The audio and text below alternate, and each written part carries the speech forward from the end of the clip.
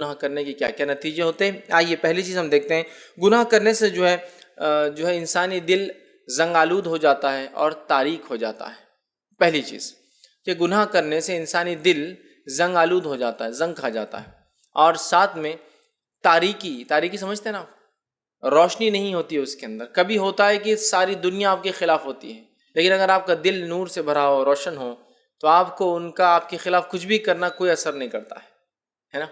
اور ایک یہ ہوتا ہے کہ آپ کا دل تاریک ہو جاتا ہے، اللہ نے ساری نعمتیں دے رکھی ہے لیکن دل کہیں لگتا نہیں ہے، ہمیشہ پریشانی ہے، بیماریاں لگی ہوئی ہیں، اور سب کچھ ہونے کے بعد بھی اطمینان والی وہ کیفیت یا صفت نہیں آتی ہے نا۔ تو دل کو زنگ لگ جاتا ہے گناہوں سے اور تاریک ہو جاتا ہے۔ اس کے تعلق سے نبی اکرم صلی اللہ علیہ وسلم کی اس حدیث کو یاد کیجئے جو جامع ترمذی کی ہے۔ آپ صلی اللہ علیہ وسلم فرماتے ہیں، کہتے ہیں حدیث کے الفاظ اس طرح سے ہے، مومن جب گناہ کرتا ہے تو اس کے دل پر ایک سیاہ نقطہ پڑ جاتا ہے۔ جب ایک ایمان والا کوئی گناہ کرتا ہے تو اللہ تعالیٰ اس کے دل پر ایک سیاہ بلیک سپاٹ ڈیولپ کر دیتا ہے، تو سیاہ نقطہ اس کے دل پر لگ جاتا ہے۔ آپ فرماتے ہیں پھر اگر وہ توبہ کر لیتا ہے اور اس گناہ کو چھوڑ دیتا ہے اور معافی مانگ لیتا ہے تو یہ دل دھو دیا جاتا ہے، وہ سیاہ نقطہ دھل جاتا ہے۔ تو جب ایک مومن گناہ کرتا ہے تو اس کے دل پہ ایک بلیک سپاٹ آ جاتا ہے، اگر وہ توبہ کر لیتا ہے، معافی مانگ لیتا ہے اور گناہ کو چھوڑ دیتا ہے۔ دیکھیے توبہ بھی کرا اور چھوڑ دیا، دونوں الفاظ، مطلب توبہ بھی کی اور چھوڑ دیا، تو اس کے نتیجے میں یہ ہوتا ہے کہ اللہ تعالیٰ اس بلیک سپاٹ کو، اس سیاہ دھبے کو دھو دیتا ہے۔ پھر اللہ کے رسول صلی اللہ علیہ وسلم آگے فرماتے ہیں، اور اگر وہ گناہ پر گناہ کرتا چلا جاتا ہے تو سیاہی بھی بڑھتی چلی جاتی ہے۔ اگر وہ گناہ پہ گناہ کرتا چلے جاتا ہے، سٹاپ نہیں ہوتا ہے، معافی نہیں مانگتا ہے، تو وہ بلیک سپاٹ ڈیولپ ہوتا جاتا ہے، بڑھتا جاتا ہے، ایکسٹینڈ ہوتا جاتا ہے اور پھیلتا جاتا ہے۔ پھر آپ فرماتے ہیں تو اس کا دل جو ہے دھو دیا جاتا ہے، اور اگر وہ گناہ پر گناہ کرتا چلا جاتا ہے تو سیاہی بڑھتی چلی جاتی ہے، یہاں تک کہ اس کے پورے دل کو وہ سیاہ کر دیتی ہے۔ تو گناہ ہو فوراً توبہ کر لیں، توبہ نہیں کریں گے نتیجتاً سپاٹ بڑھتا جائے گا، سیاہی بڑھتے جائیں گی، بڑھتے بڑھتے بڑھتے نتیجہ یہ ہوگا، ایک زمانہ یہ آئے گا، ایک وقت یہ آئے گا کہ پورا دل ایک مومن کا کالا ہو جاتا ہے، یاد رکھیں۔ پھر آپ نے فرمایا کہا یہی وہ زنگ ہے، اللہ کے رسول فرمایا، جس کا اللہ تعالیٰ نے اپنی کتاب میں تذکرہ کیا ہے۔ اور پھر اللہ کے رسول صلی اللہ علیہ وسلم نے یہ آیت تلاوت کی، فرمایا کلا بل ران علی قلوبہم ما کانوا یکسبون۔ اللہ نے فرمایا کہا کہ اللہ نے ان کے دلوں پر جو ہے زنگ آلود کر دیا، ان کے دلوں کو۔ تو یہی وہ زنگ ہے جس کا تذکرہ قرآن میں ہوتا ہے، کہہ کر اللہ کے رسول صلی اللہ علیہ وسلم نے یہ آیت تلاوت کی۔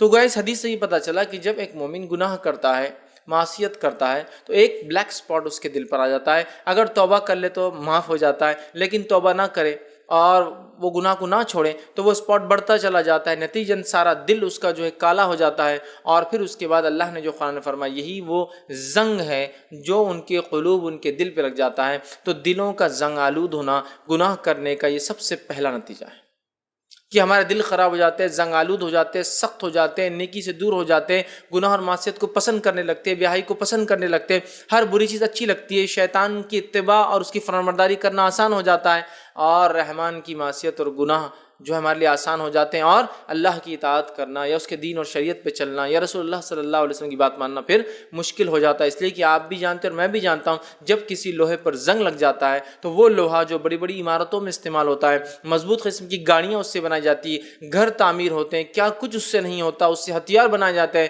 لیکن اگر اسی لوہے کے اوپر اگر کلر کی چادر نہ چڑھا جائے، رنگ نہ دیا جائے، تو وہی لوہا چند سالوں اور چند مہینوں کے اندر ریت جیسا برادہ بن کے نیچے گر جاتا ہے، چونکہ اس پر زنگ لگ جاتا ہے۔ یاد رکھیے، سمجھ رہا؟ تو دل بھی زنگ آلود ہو جاتے ہیں، اور اس کے زنگ آلودی سے بچانے کا طریقہ ہے کہ گناہوں سے انسان توبہ کرے۔ توبہ کرنے سے دل زنگ آلود نہیں ہوتے، اور جو اس پر گناہ کرنے سے زنگ چڑھ جاتا ہے وہ دھل جاتا ہے۔